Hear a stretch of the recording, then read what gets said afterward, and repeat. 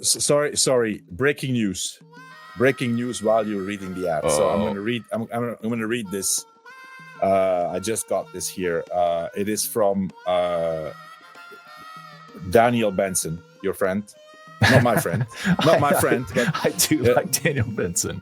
But he does, I have to say, he does have really good information.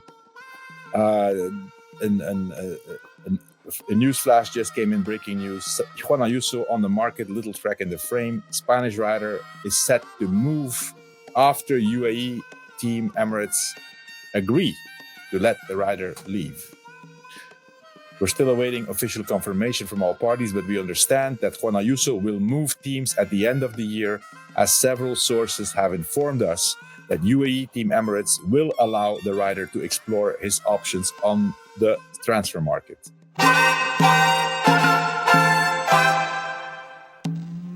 Everybody, welcome back to The Move. I'm Spencer Martin. I'm here with Johan Bruyneel. We are holding it down at the Move headquarters while our colleagues are away, enjoying their post-Tour de France vacation. But we're here watching the Vuelta España every day, and we are doing a podcast about it. You can find us on this feed, on the Move Plus. We break down every stage and preview the stage before. We'll do a similar format today, but we'll talk about some bigger picture themes from the first week, where we think this race is going. Where is Juan Ayuso going, potentially? What is going on at UAE? Why is Visma so good? All these questions will be answered, and then we will preview tomorrow's Stage 10. But first, before we do that, let's take a moment to talk about some of our partners that make this show possible. The first one is AG1. I am using AG1 every day, the daily foundational nutrition supplement that supports whole body health. I gave it a try because I was tired of taking so many supplements and wanted a single solution that supports my entire body and covers my nutritional bases every day. I wanted better gut health, a boost in energy, immune system support, and I hate taking pills and vitamins. I just won't do it. I'll fall off the wagon, and I wanted a supplement that actually tastes great. I do it every morning. I wake up. First thing I do, I grab my AG1, sent me a nice little canister. It's in the fridge. I put it right in my little AG1 beaker that they sent. I have it, and I get on the treadmill, get 20 minutes of running in right after my AG1. I feel fantastic, and I'm covering my nutritional bases for the day. And that's good because I probably will not eat my greens, and I can do it all with one small scoop with water and drinking it right when I wake up.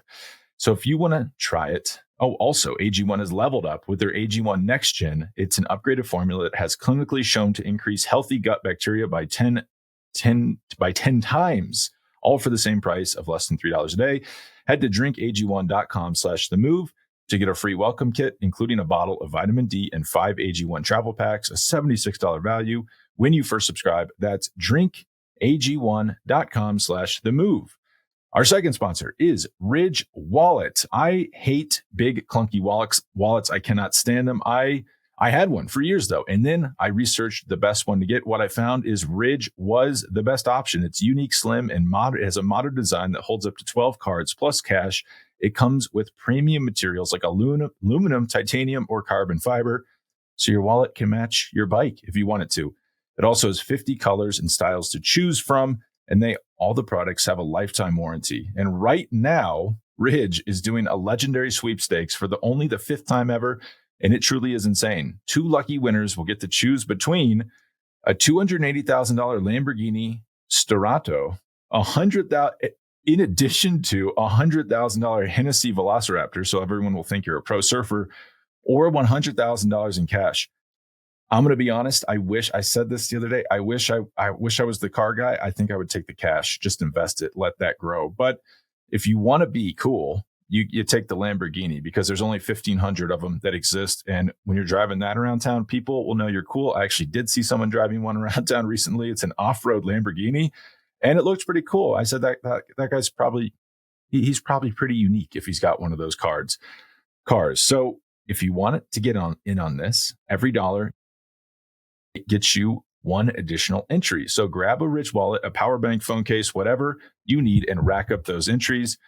When you're ready to upgrade your wallet and maybe your ride for a limited time only, head to ridge.com and use code THEMOVE at checkout for 10% off your order and a chance to win their sweepstakes.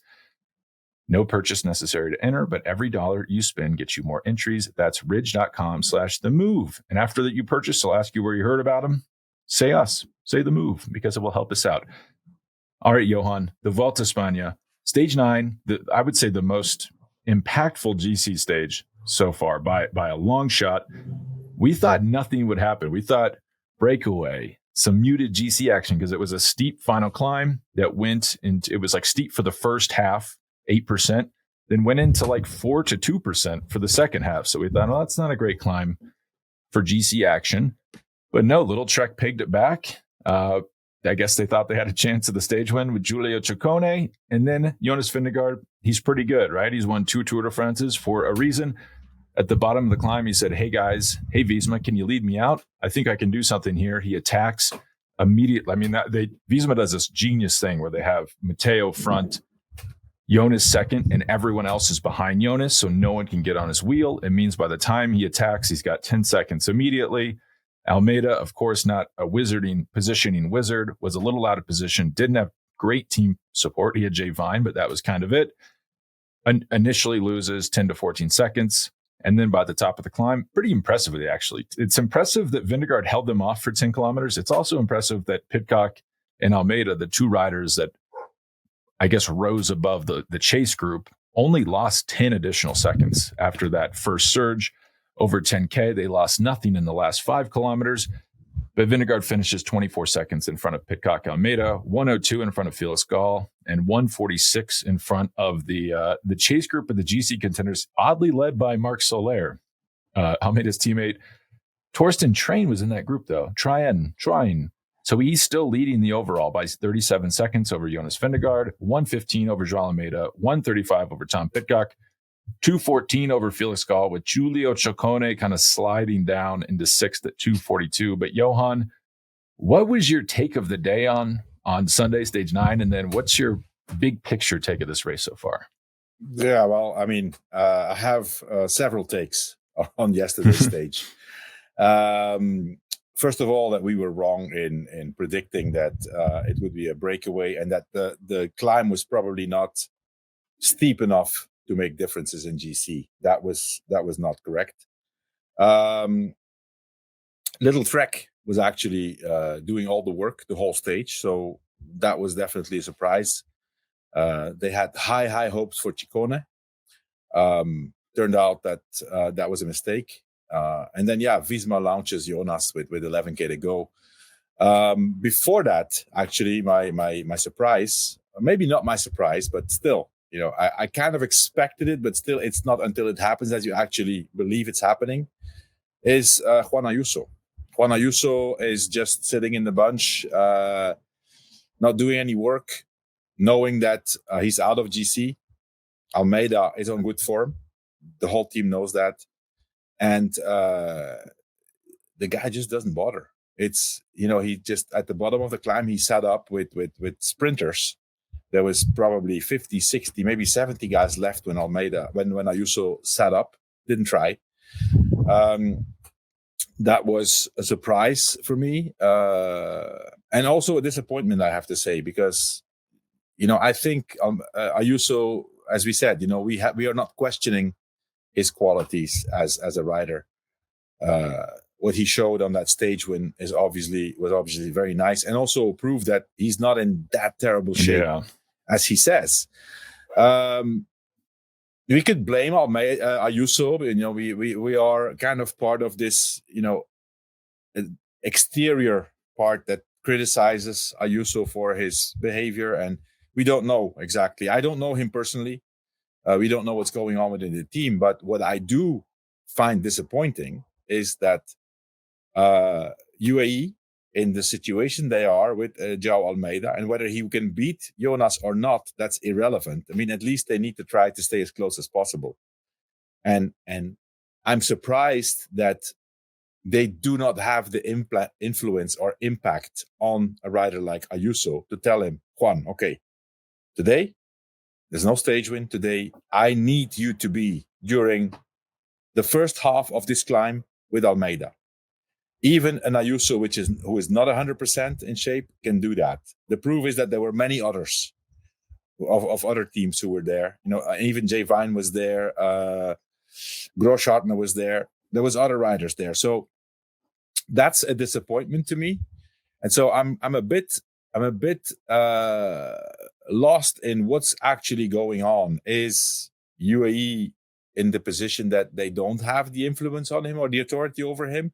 Is Ayuso creating this himself to kind of enhance the situation, what everybody thinks, that he's not a team player and he wants to leave?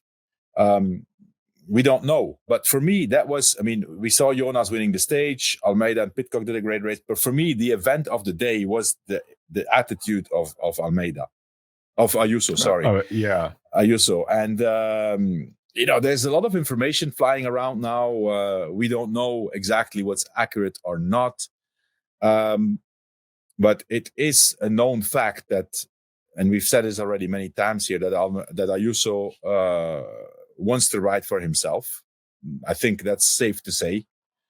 We've seen many occasions already, and this is another one, another example of, okay, I want a stage, I want to win another stage. Whatever happens to the team, I don't care. That's one thing. Then, does this actually fit into the narrative of, does Ayuso really want to create a situation that puts him outside of UAE and they actually let him go? I'm starting to doubt. I mean, a few podcasts ago, I said, I don't think Ayuso is going anywhere. I am starting to have second thoughts on that.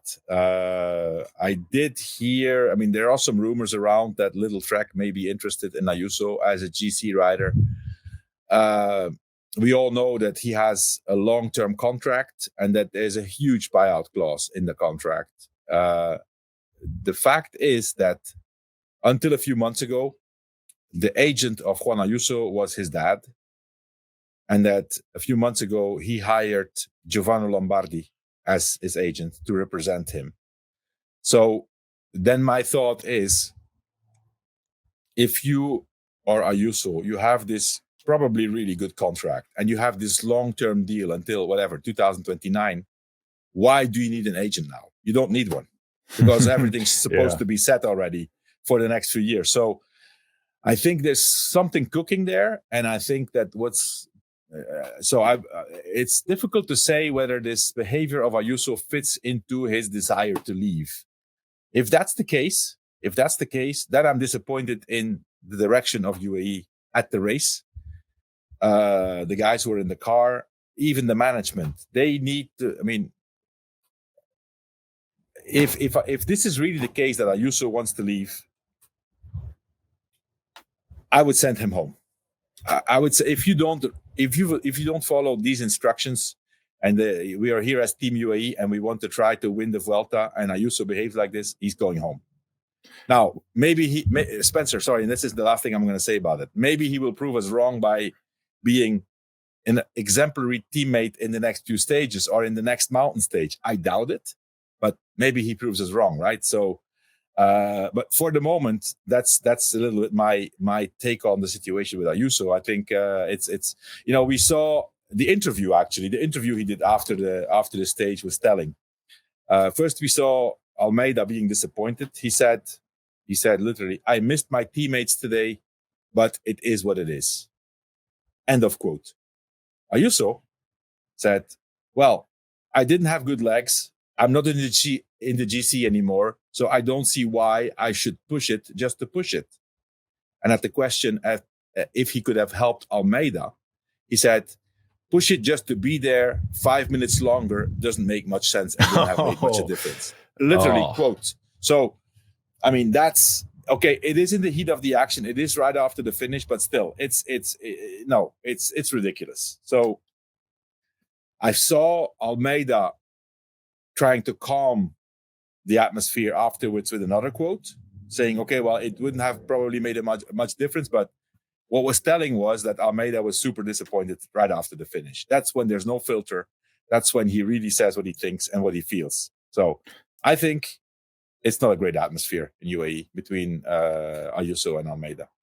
Well, I woke up this morning, I had this big question queued up. I was going to say, Johan, would you send Juan Ayuso home? But you already answered that. I would send him home.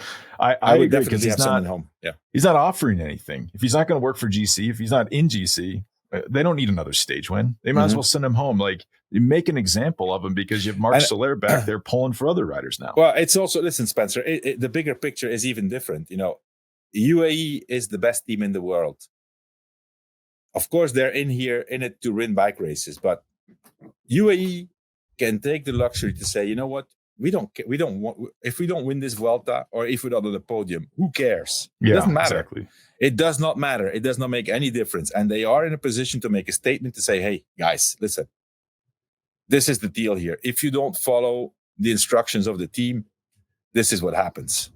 It would probably, how would I say, and they're in a difficult situation because on the one hand, I think, and I'm going to say it's probably Machin who got Ayuso to the team, who is Spanish, who has a very close relationship to him. He's in between two fires, right? But as a team, I think somebody needs to put their foot down and say, okay, this is the deal. Whoever doesn't want to follow this, there's no place for you. And then just see it as a business and say, okay, Ayuso, you want to leave? Okay, fine. This is the price, and then negotiate. That's what I would do. And the reason that quote caught me so aghast is the 5-minute part of that quote, because João Almeida, so he's 40 seconds down on Jonas Vingegard after going into the first rest day of the Vuelta. If you told him that at the start of the race, they'd bite your hand off to have that deficit to Jonas Vingegard. Well, I personally think, Spencer, a guy like Ayuso can definitely do, even if it's 1.5 kilometers, 1 kilometer. It would make a difference, first of all. Plus, for Ayuso's image and for the atmosphere in the team, that kilometer is worth its length in gold or length in whatever. And it would be a statement. So, yeah, I'm guessing what's going on, but from the outside, it doesn't look good. And I think the responsibility is on both, But if you know already that you have a rider like Ayuso who is an individual rider, and given he also gave a lot to the team. Let's not forget that until, if I'm not mistaken, Spencer, until the last stage of the Tour of Catalonia, Juan Ayuso won almost all of his races since the season started, and then he lost the Tour of Catalonia in the last stage. Then failed at the Giro. Now is not 100% in the Tour, but in the Vuelta. But it's still a good rider. But I think they are. Yeah, I'm disappointed in the lack of authority of the team management over the situation. And I am shocked actually at the lack of management. But you say a kilometer, that's all Almeida needed. That's all he needed, because all the damage was done in the initial attack. If he has a teammate that keeps him on Jonas's wheel, and then Jonas is up there on the bumper of the motorcycle for not even this, Spencer. I think you can understand that Almeida initially loses that time because it's the steeper part. He loses the 10 seconds. But if Ayuso stays with Almeida and drags him for a kilometer when the steep part is finished, he just does 1 kilometer and Almeida's on the wheel. That's enough to give him that breathing room to make his search, as Almeida can do. And once he's on Jonas's wheel when the steep part is over, he's not dropping him anymore. Yeah. And in fact, he put 10 seconds into Jonas in the last kilometer. Yeah. Which imagine if they go into that together. Okay, listen, Spencer, we're analyzing this as of today after this stage, right? Let's not forget that ultimately it will probably not matter, because there's so many steep climbs that the way Jonas is going now, I think it's going to be extremely difficult for him to not win this Vuelta, and it won't matter, right? But as for now, we're 9 stages in, and this is the situation. And I think it was a mistake from Ayuso and a mistake from the team management to not have the authority over a rider like Ayuso. I have some thoughts about Jonas in this race and where it's going, but we'll do that after an ad break. But before we do that, I thought that was one of the most impactful first kilometers of a climb I've ever seen for a rider's career, because after that, you can never take him to the Tour de France with Tadej Pogačar, right? How could you ever trust him? I don't think they're going to ride together. I think after the 2024 Tour de France was last year, right? I think that's over. they're not going to race together. As long as Pogacar is going full gas for the Tour, I don't think Ayuso will be in it unless I don't know if he's signs with his. I don't know how he has to sign. Anyway, even if he signs it, I don't think it would matter. I think he has to leave then, right? You can't really have a rider like that on your team who just can't race with your best rider. And also think about Pogacar. Do you know what Pogacar is doing at the 2024 Giro? This is the best rider of all time who was trying to win the race, and he was leading out his sprinter at that race. Yeah. While he was juggling GC. So in Ayuso's mind, he even exceeds Pogacar's level of protectedness, I guess, which I just don't know how you can have someone like that on your team. It's not just in the actions, Spencer. I mean, we've seen Pogacar already do really nice things for teammates, but it's also in the behavior and the attitude. You saw how unbelievably worried Pogacar, and given it's for his own interest also, because he needed Almeida in the Tour, but he was so preoccupied by the state of Almeida, how he was after the crash. And I have never heard words like that from Ayuso. As we said already, his interviews are about him, on whether he is bad or if he's good. It's not often about the team.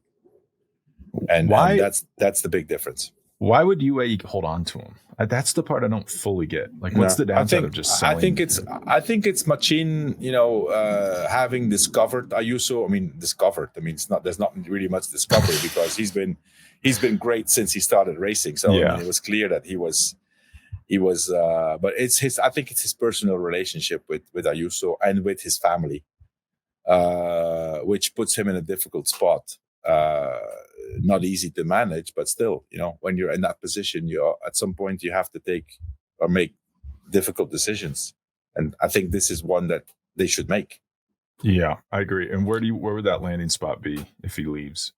Well, it looks like it's Little Trek, if I can believe the social media and the reports. It would make sense. Little has definitely invested a lot in cycling, a lot more. They're wanting to become one of the 2-3 super teams, which there are already. That would make sense. Now, does that mean that they can manage him? We don't know.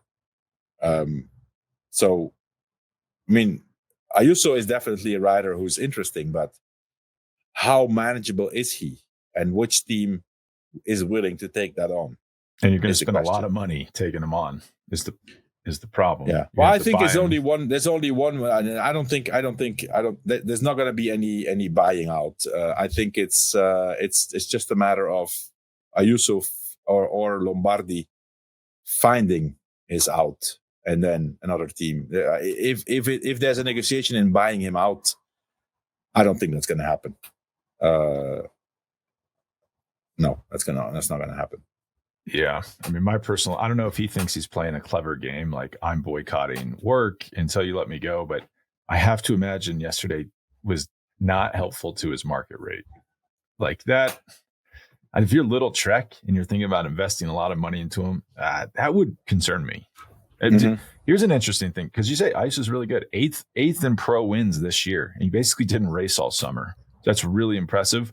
Little Trek, though, has 2 riders win more than him. They have Mads Pedersen in 3rd, Jonathan Milan in 7th. It's not it's like this team isn't exactly hurting for riders that can win races. They don't have that kind of rider. I mean, Ciccone is similar, I would say, but Ayuso is probably a more complete rider than Ciccone. Or at least, he has the potential. Theoretically. Yeah. That's the thing. It's like, well, you haven't finished a Grand Tour since 2023. He did finish on the podium. The problem I have is how many top GC riders have had a point early in their career where they've just they let the rope go?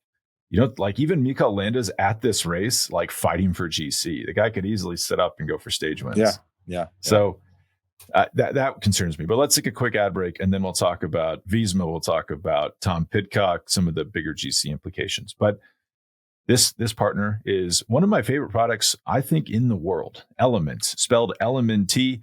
It's a drink mix for hydration drink mix with electrolytes, 1,000 milligrams of sodium, 200 milligrams of potassium, 60 milligrams of magnesium, no sugar, no gluten, no artificial ingredients, no BS, the real deal. It is fantastic. I cannot recommend it enough. It was getting us through these the sweaty days in the basement in Aspen during the Tour de France. They also have the Element Sparkling, a bold 16-ounce can of sparkling electrolyte water. It has very few calories, no sugar. It tastes fantastic. I think this could be everyone in the world should be drinking this can. It's delicious and it's good for you. And Element, if you want to try it out, you can, because they offer a sample pack for listeners of The Move with their most popular flavors: citrus salt, raspberry salt, watermelon salt, orange salt, 6 stick packs of each flavor. This offer is available for new and returning customers, and it's exclusively available through partners like The Move. And the best part is they offer no questions on refund. So if you do order this and you don't like it, you don't even have to send it back. They will just refund you. Just give it to a friend. Right now, you can try this out at drinkelement, spelled out like the letters LMNT.com/themove. Find your favorite Element flavor or share it with a friend. Be sure to try the Element Sparkling. And again, that's drinkelement.com/themove. The next partner, Helix Sleep.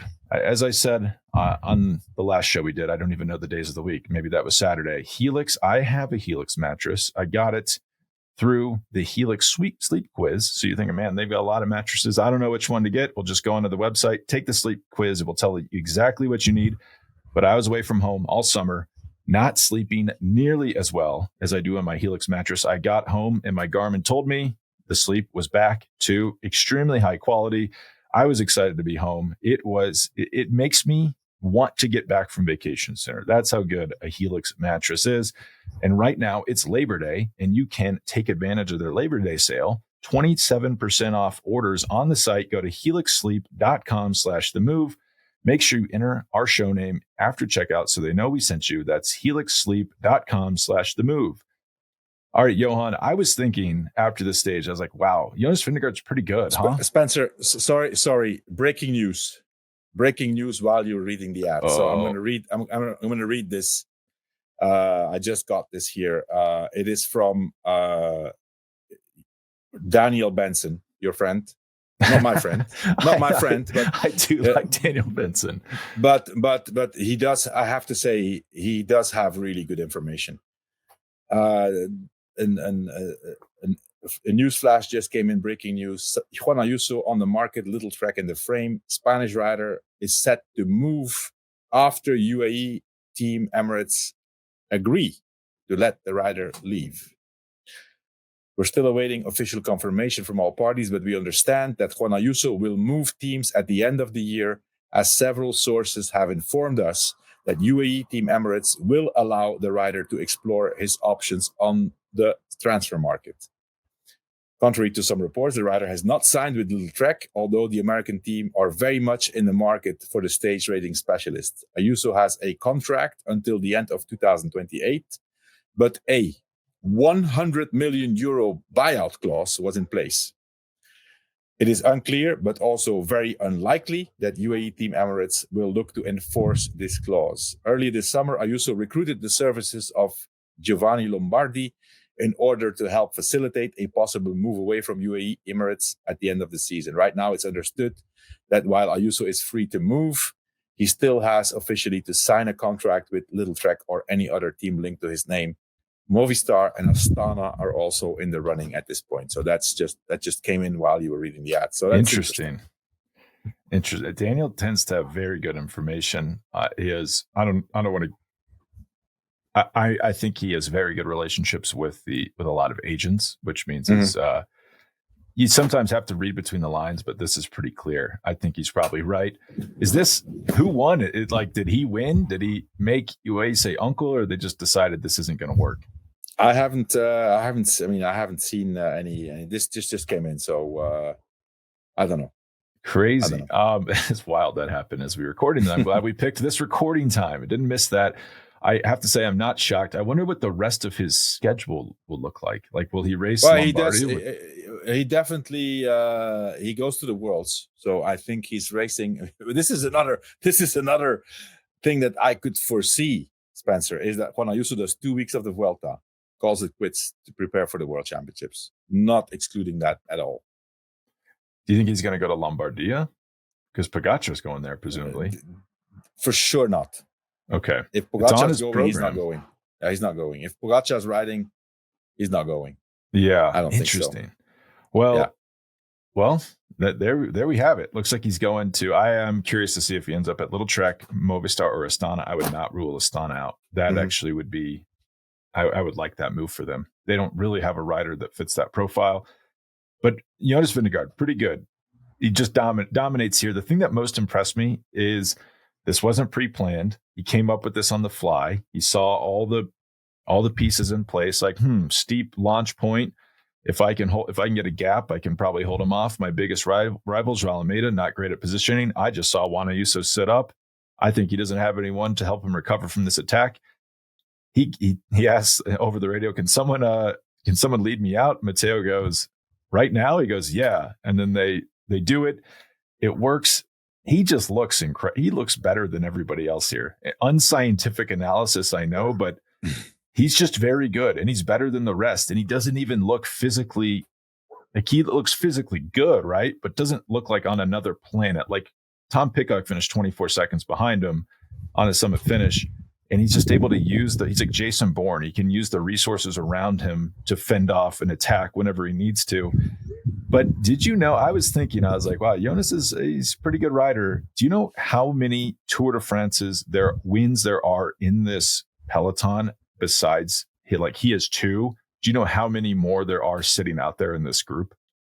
Well, I know at least one other one. That's Bernal.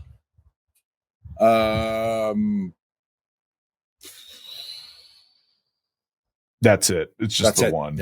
Yeah. So he has double the amount of Tour wins personally than the rest of the peloton combined at this race. And there's only 3 other Grand Tour winners in this peloton. And I thought it started to show at the end of that first week. Like there's winners and there's the rest. And there's a reason the guys that win Grand Tours because they're just better at taking advantage of moments like that. Yeah. So one of them is Jay Hindley, who won the Giro. And who's the other one? It's a fun little thing to think. I couldn't get it right, by the way. Let me guess. Bernal's one. Yeah, Bernal's one. Jay Hindley's another one, and it's right in front of your face. I couldn't think of this one. I had to look it up. He's on Jonas's team. Oh, Sepp Kuss. Sepp Kuss. Yeah, Sepp Kuss. Yeah. So there's 4 Grand Tour winners at this race. Yeah.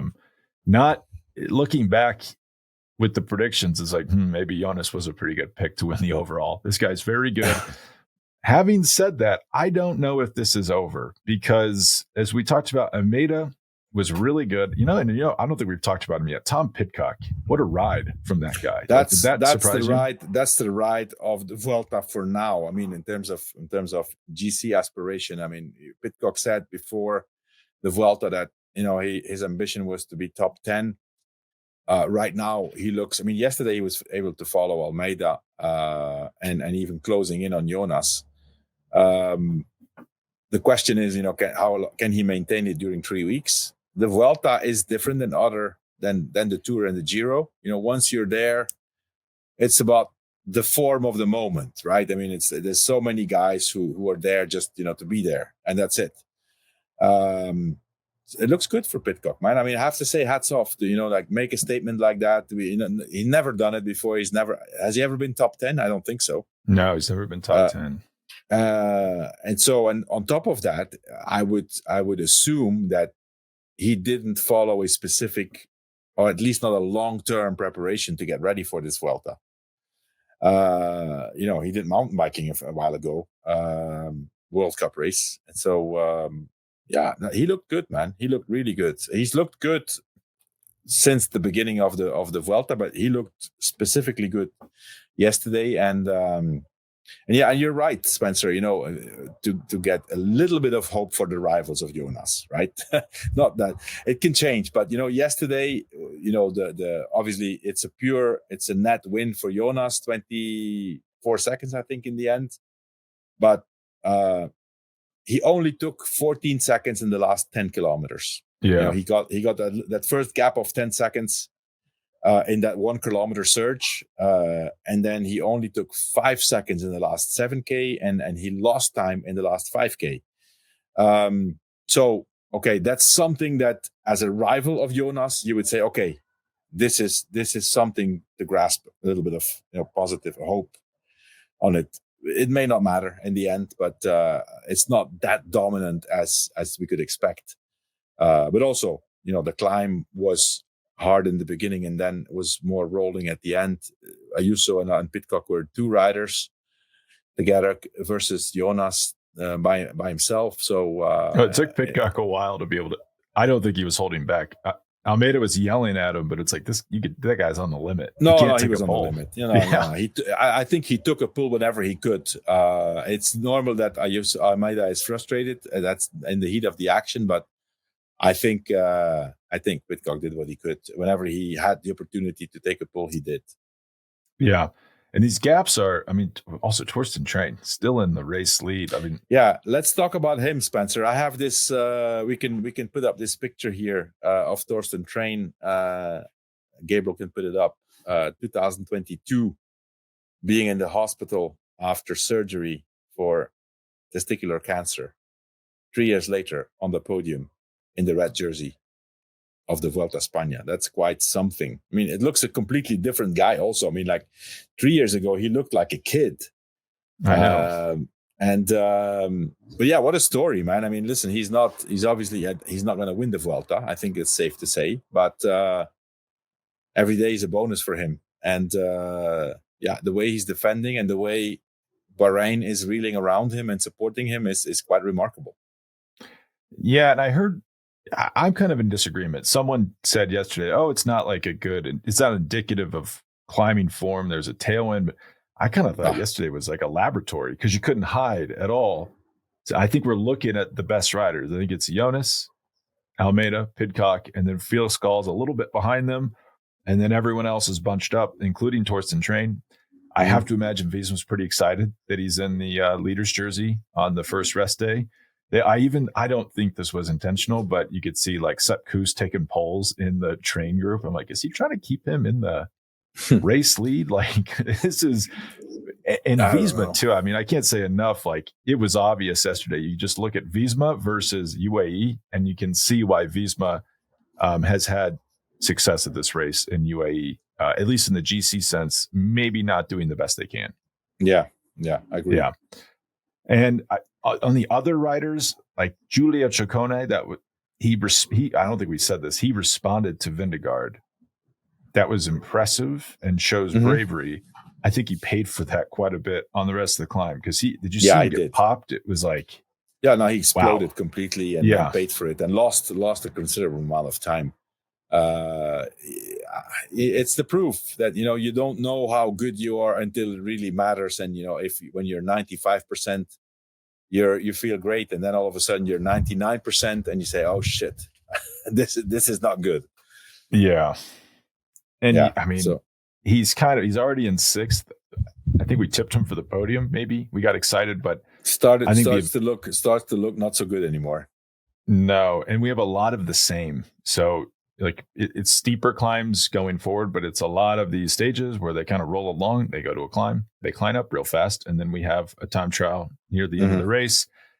I think we saw the three strongest riders in the GC, and we'll continue to see that. I agree. Felix Gall is up there also with those guys. Kind of lurking. And but the thing is that it's not a great climb for him. Gall did the tour. Pidcock should be fresher. I think it's going to be those four guys. Yeah. And then you have a quiet competition. Giulio Pellizzari, 27 seconds in front of Matthew Riccatello for the white jersey. That's interesting to me because I've put money on Riccatello for the white jersey. We know him, we know his family, and he's American. So I still think Riccatello's getting it. On the steeper climbs, he's in the advantage. I agree. And then I guess that time trial, but I think he's going to be heavily advantaged on these steeper climbs. He's built specifically for it. his team has him targeting this race because it makes sense for him. But anything else, Johan, before we go to predict tomorrow's stage? I think we've covered pretty much everything, no? Yeah, I think it did it. I just can't say how surprised I was that it exploded so much on a stage that I didn't think it would. And a part of that is Little Trek controlling it for Visma. We'll talk about that in the preview, but we probably won't see that again for the rest of this race. Yeah. Well, our last partner of the day before we get into the prediction, Johan, is a product used by Team Visma-Lease bike, who we've been talking about, and that's Ketone IQ. Visma has been using it to boost athletic performance as well as increase and optimize their recovery, which showed yesterday they just looked better than everybody else. And in placebo-controlled studies with trained athletes, they found that it boosted average sprint power by 19%, peak power by 13%, cut fatigue by 10%, and spiked blood ketones 5 times in just 20 minutes and aided faster recovery. That looks obvious looking at them. They have 2 key products that I would recommend checking out: the Ketone IQ Classic Shot, high performance energy, 10 grams of ketones and no sugar or caffeine. And if you need a little bit more, the Ketone IQ Plus Caffeine Shot, 5 grams of ketones with 100 milligrams of caffeine from green tea. We were using both of these during the tour. And as Gabriel, our producer, noted, he did not feel tired after using them, which the mid-afternoon wall will hit you. Coffee will not help you out of it. That's where Ketone IQ can really help. So take your shot, get 20% off your order at ketone.com/TheMove and use code TheMove at checkout for 20% off. Well, Johan, tomorrow, more of the same. This would be really annoying, I feel like. You got a rest day, you have a summit finish, rest day. Oh, guess what? Another summit finish. It's just a little bit harder than the one you just did. And you don't know how your body's going to react. 175 kilometers. We were not in the Pyrenees on stage 9, but now we're going back to the Pyrenees. Is that correct geography, Johan? I mean, yeah, more kind of. That's what we're shooting for. These are climbs that are not known. I mean, I had not heard about this climb yet. I don't know if they've done it already in the past. But it's difficult to predict, Spencer. You know, it looks quite similar to yesterday's stage. We predicted a breakaway. I'm gonna think the same. You know, it's not in the interest of. I mean, as long as Jonas is not in red and Dorsten Train can stay in red, it's great for them. And a breakaway would serve that purpose. Yeah. So I'm gonna go breakaway. Difficult to predict the breakaway. But do you want me to read the odds and then you can tell us who? Yeah. So go ahead. Jonas Vingegard's the favorite, plus 350. I criticized that last time, his favorite status. I won't do that again the rest of the race. Juan Ayuso second, plus 500. João plus 800. Tom Pidcock plus 1,600. João Almeida plus 2,000. Pablo Castrillo plus 2,000. Julia Ciccone plus 2,200. Then my favorite, Marco Frigo plus 2,500.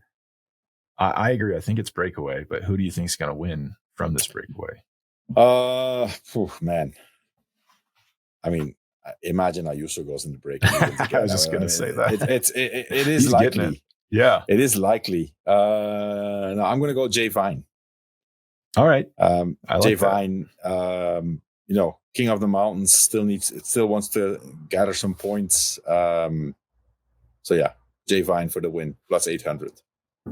I don't hate that. I think that could very well happen. I'm going to go Juan Ayuso. I think he's going to be in this break. I know we've done the Ayuso Vine 1-2 and it's not worked out. I think it's going to work out tomorrow. So you're going Vine, I'm going Ayuso. One of those two guys, if they're away on that final climb, it's hard to imagine anyone else beating them. So I think that's a safe bet. But if someone else does beat them, who do you think it could be? Jonas from the GC. Yeah. And I think it's a steeper climb. I do like to pick quite a bit because it's steep all the way. It's actually not steep in the final kilometer. So I think if Visma wants to win and Jonas wants to win, he's winning tomorrow. I agree. I think he probably wins out of the G. I think he probably puts time into GC guys again. I do think it's hard to imagine, because if they pull it back, it's been a hard day, hard, fast racing, and then it's going to be hard on the climb. Jonas can probably drop everybody and win. I was humbled a little bit yesterday watching him. I was like, yeah, this guy is really good at racing bikes. Maybe we should pick Jonas Vingegard more often.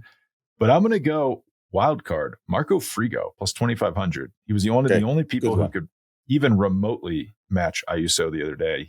So I'm going to go him. He's due a win here.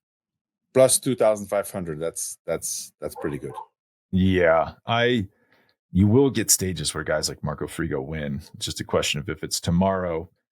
And it's such a unique situation Visma's in, because they're putting time into their rivals and not taking the jersey. Like, how rare is that? Where it's like Train is the perfect guy to have that jersey for them. They might not press it and take it back tomorrow. I mean, now they are getting to territory where they don't really have to do much for the rest of the race, because they have a lead going into the time trial. Maybe they want more padding, but there's not a lot of pressure on them for the rest of this race.